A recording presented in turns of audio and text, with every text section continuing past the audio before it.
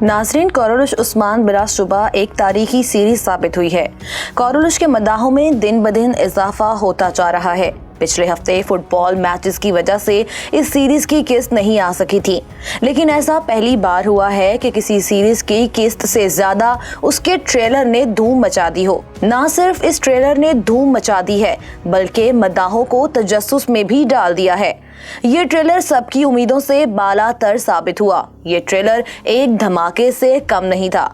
इस ट्रेलर में कुछ ऐसी सूरत हाल दिखाई गई है जिसके बारे में मद्दाह दिलचस्पी से जानना चाहते हैं। आज हम अपने नाज़रीन के ज़हनों में गर्दिश करने वाले उन सवालात के जवाब लेकर हाजिर हुए हैं। वो सवाल जिनके हम आपको जवाब देंगे वो कुछ इस तरह से हैं। उस्मान बे पर हमला क्यों हुआ और किसने करवाया? क्या ट्रेलर में दिखाई जाने वाली जंग आर्मीनिया की जंग है? और उस्मान बे इस कदर परेशान क्यों दिखाई देते हैं? क्या बाला खातून सीरीज को अलविदा कह रही हैं? क्या मलहन खातून की एंट्री हो रही है? और अगर एंट्री हो रही है तो वो कब होगी? और आया निकोला की ताज पोशी क्यों की जा रही है? और अब सीरीज में किस किरदार की एंट्री होने जा रही है? कुमराल अब्दाल उस्मान बे के पास ऐसी क्या मालूमात लेकर आए हैं? ये सब सवालात और इनसे जुड़ी मजीद मालूमात जानने के लिए हमारी वीडियो को आखिर तक जरूर देखें। नाजरीन, सबसे पहले बात कर लेते हैं ट्रेलर में दिखाए गए जंग के मनासिर की। इस जंग के हवाले से ये बातें गर्दिश कर रही हैं कि ये आर्मीनिया की जंग है, लेकिन हम आपको बताते चलें कि ऐसा कुछ नहीं है। ये सलीबियों की जानिब से घात लगाकर हमला किया गया है। ये हमला इसीलिए करवाया गया है क्योंकि उस्मान अपने साथ अपने बाबा अर्तगरुल गाजी की दी गई अमानतें लेकर जा रहे थे और ये हमला सिर्फ इन इमानतों को हासिल करने के लिए ही किया गया।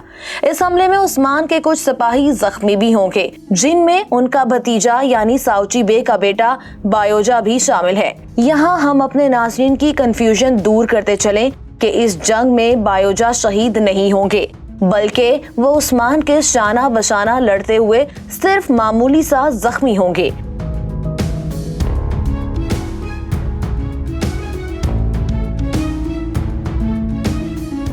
नाज़रीन, अब सवाल ये पैदा होता है कि इस हमले के पीछे हाथ किसका है? इस हमले के पीछे पेट्रोस का हाथ है, क्योंकि इन मुकद्दस इमारतों का सिर्फ और सिर्फ पेट्रोस को ही इल्म था और वो इन इमारतों को हासिल करने के लिए किसी भी हद तक जा सकता है। लेकिन यहाँ सवाल ये पैदा होता है कि क्या पेट्रोस अपने मकसद में कामयाब हो जाएगा?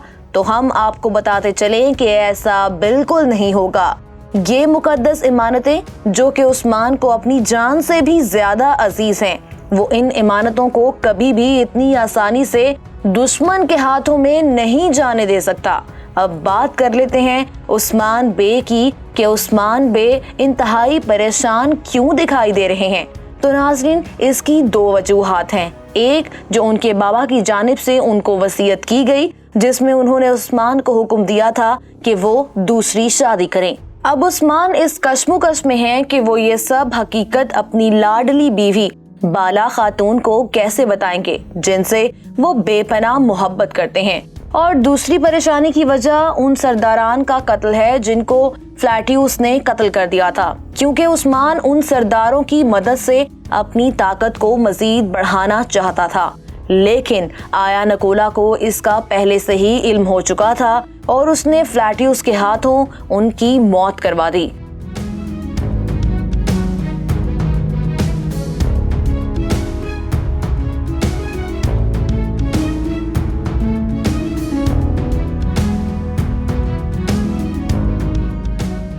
आपको मजीद बताते चलें कि कुमराल अब्दाल की यूएन इस वक्त एंट्री हुई जबकि उस्मान परेशान हैं और वो फैसला करने में हिचकिचा रहे हैं। नाजरीन, इससे पहले भी हमने देखा कि दरिलिस अर्तुगरुल में भी जब भी कभी अर्तुगरुल परेशान होते तो उनकी रूहानी मदद करने के लिए इब्नुल अरबी पहुंच जाते थे। ठीक इसी तरह कोरलुश के पहले सीजन में भी शेख अदाबारी उस्मान की मदद करते दिखाई दिए और इस बार भी कुमराल अब्दाल उस्मान की मदद करने के लिए ही आए हैं। वो उस्मान को कहते हैं कि तुम्हारी नस्ल उस्मानी के नाम से जानी जाएगी और तुर्कों पर हुकूमत करेगी। इस तरह कुमराल अब्दाल उस्मान की रहनुमाई करते हैं। नाज़रीन, अब बात कर लेते हैं उस किरदार की जिसके बारे में कहा जाता है कि वो सीरीज को जल्द खैर बात कह देंगी, मगर हम आपको ये बात कंफर्म बताते चलें कि ये सब बातें बेबुनियाद हैं। बाला खातून कहीं नहीं जा रही। ये खबरें इसलिए मंजरेआम पर गर्दिश कर रही हैं क्योंकि बाला खातून अभी तक उस्मान को औलाद नहीं दे सकी, लेकिन अगर तारीख का मुतालिया किया जाए तो मालूम होता है कि बाला खातून की भी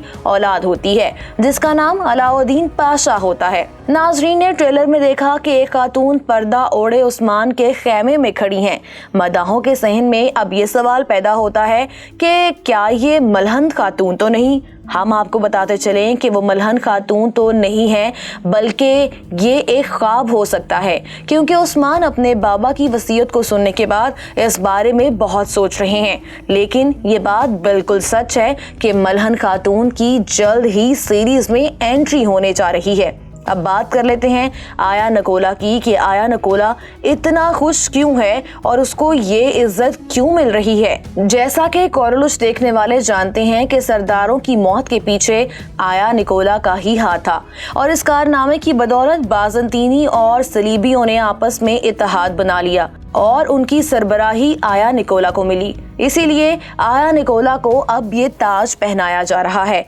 ये इत्तेहाद उस्मान के खिलाफ बनाया गया है ताकि उस्मान को ज्यादा से ज्यादा नुकसान पहुंचाया जा सके। नाज़रीन, अब इन तमाम बातों के बाद आखिर में बात कर लेते हैं उस किरदार की जिसकी इस सीरीज में एंट्री होने जा रही है। वो किरदार गुंदोज बेग की बीवी आयशा खातून का है।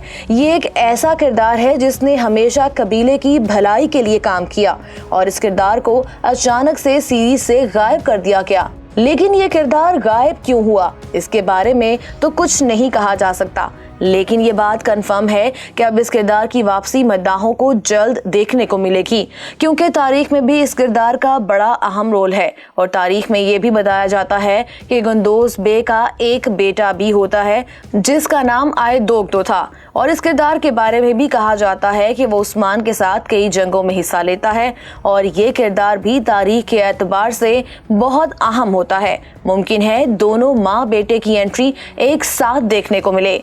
अगर हमारी आज की ये वीडियो आपको पसंद आई है तो इसे लाइक करें, कमेंट करें और शेयर भी करें।